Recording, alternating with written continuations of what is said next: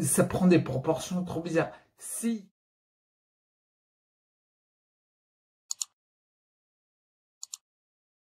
alors, vidéo journal de bord du je sais plus quelle date on est. Ouais, c'est pas grave, peu importe. Bon, bref, on est le jeudi, juste avant le vendredi, à la vanne. Bon, bref, ce que je veux dire, c'est qu'il y a eu les directives du gouvernement vis-à-vis des restrictions pour le Covid-19.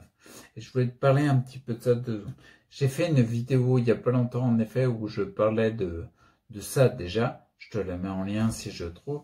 Mais là, vraiment, ce que je voulais dire, c'était, bien sûr, en effet, moi, j'ai commencé à m'y intéresser plus parce que, franchement, quand t'entends deux choses différentes. Il y a ceux qui sont plus sur le côté, bah en fait, on a peur, il y a la deuxième vague, tout ça.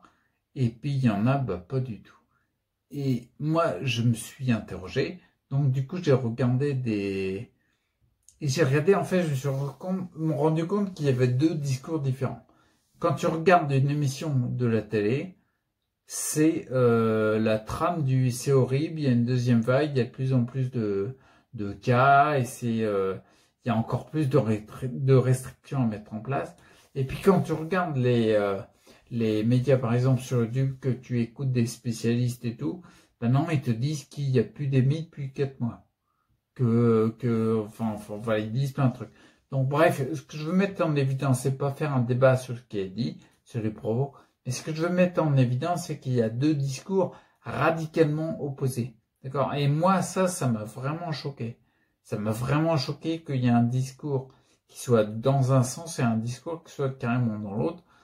Et il y a un truc, et ça sera ça où je vais parler, je vais pas en dire plus là-dessus, mais je vais dire autre chose après. Il y a un truc que je sais, c'est que quand j'étais, parce que là j'ai plus de 40 ans, quand j'avais la vingtaine, j'allais sur Internet déjà à cette époque-là, et je me rappelle très bien que je trouvais plein d'informations très intéressantes pour chacun d'entre nous. J'en parlais autour de moi, mais comme Internet, c'était pas quelque chose d'habituel, la première chose qu'on me disait, on me disait attention, tu sais, Internet, c'est pas contrôlé. Ben moi, j'ai envie de le dire à l'envers. En fait, le plus flippant, c'est de suivre uniquement un média contrôlé. Parce que s'il y a quelqu'un qui a le contrôle quelque part, ce qui va dire, c'est pas terrible. Tu vois, c'est la seule chose que je veux dire là-dessus. Vraiment, tu vois, j'invite n'importe qui à regarder les deux discours et à faire ton opinion. Mais surtout pas rester que ce soit dans le premier discours ou le deuxième discours, uniquement sur l'un ou l'autre. Prends les deux et fais ton avis. Tu vois ce que je veux dire? Et là où je voulais mettre l'accent sur la deuxième partie de la vidéo, c'est le côté, c'est que même si le premier discours parlant d'épidémie, qu'il faut faire attention et tout, c'est vrai, tu vois. Même si c'est vrai, tout ça, ben moi je me pose des questions sur les directives que j'entends, parce que je trouve qu'elles sont incohérentes, quoi. J'avais déjà eu la puce à l'oreille vis-à-vis de mon fiston. Ils mettent tous des masques. Le temps où tu vois les enfants rire et courir en sortant de l'école, c'est fini ça. Et ben là-dessus, mais on va partir. Tu sais quoi là-dessus? Même pas, je vais rester sur le fait que, ok, le masque il protège et tout. D'accord, ok. On reste sur le discours de l'épidémie, de la pandémie. Ok, d'accord. Il faut garder le masque, donc on est ok. Mais dans ce cas-là, si c'est aussi horrible que ce qui est annoncé par le premier discours, pourquoi, concernant les enfants, on ne remet pas en place la continuité pédagogique qu'il y avait? C'est-à-dire que les enfants travaillaient en télétravail, en rapport avec les profs. Moi, le mien, tu vois, l'année dernière, il était en 6e.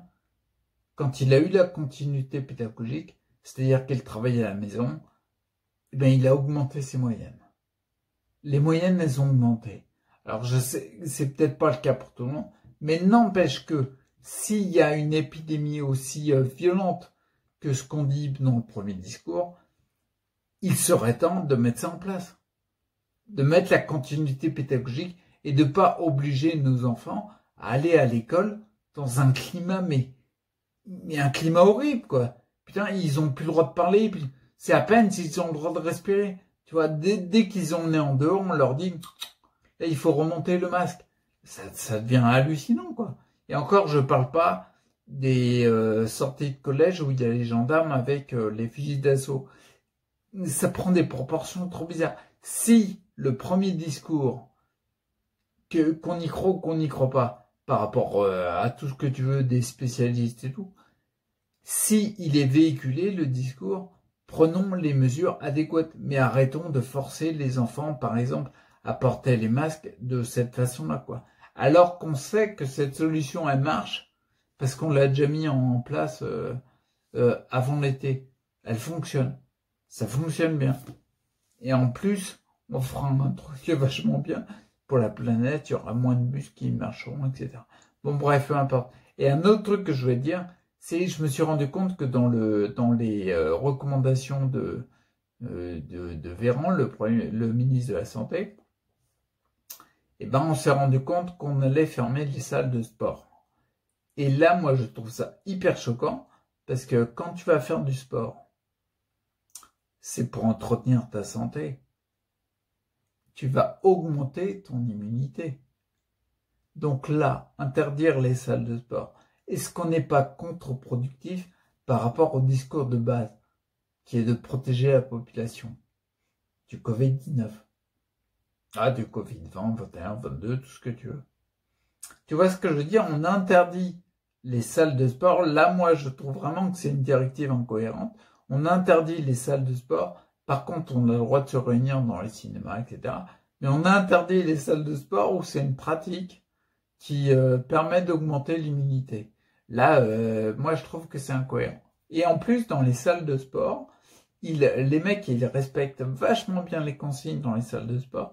Donc, au niveau respect des consignes sanitaires, c'est OK. Et donc, ils ont remis en place les machines de muscu, etc.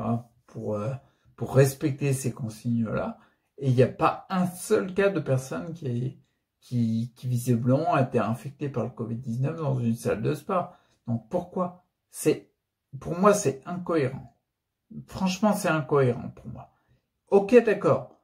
On peut prendre le discours qui est dit à la télé, qui est uniquement dans ce sens-là. Ok, d'accord. Mais dans ce cas-là, allons jusqu'au bout.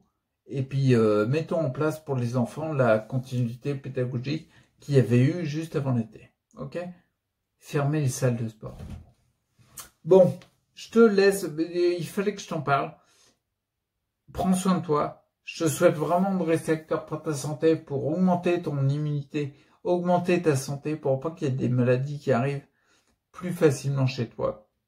Parce qu'on l'a bien vu, hein, tu vois, en Italie, il y avait une population qui avait une santé moins forte, on va dire, dans l'ensemble. C'est eux qui ont plus morflé. D'accord? Bon, je te souhaite de rester acteur, de prendre soin de toi et lâche pas l'affaire pour monter vers la santé. Ok? À plus.